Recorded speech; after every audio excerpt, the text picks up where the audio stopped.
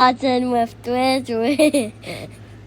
Oh my gosh. Hands down, way better than I could ever do. Thank you so much for sending that in. Today, we're adding lead came to the UK Iris stained glass project. So let's go over the play-by-play. Side note, using paste flux for this was not a great time. Kinda made it more challenging. But then again, that's what makes life interesting. Am I right? But aside from the paste flux, I cannot explain to you how freeing it is to get a thick boy border like this one and use it for the first time so confidently. And it is all because of the foundation I've built up from using Hobby Came.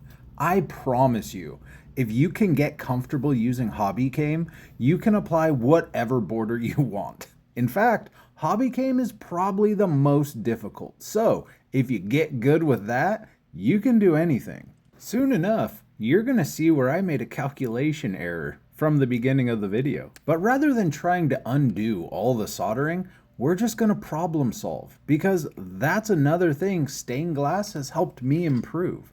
That and just winging it when cutting 45-degree angles. I mean, just eyeball it. It's going to get covered in solder anyways. There's a leak in the boat. Bah! Cloudy with a chance of meatballs. What's up? Since this project won't be getting a hanging chain, in favor of just leaning it up against a window, I figured it was safe to have a separate border piece for the bottom.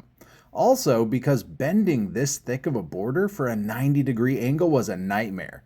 It's so bulgy, it was like a moose.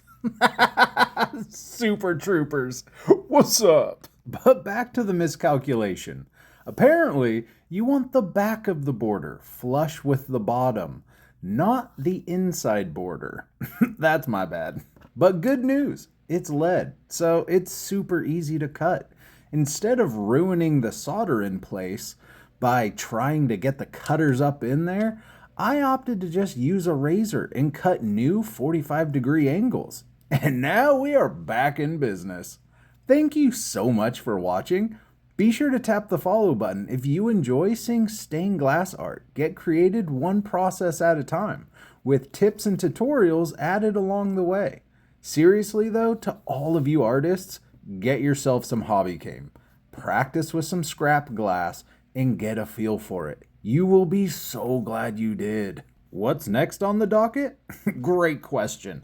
A nice spa day with the Super Soaker 9000 and copper patina.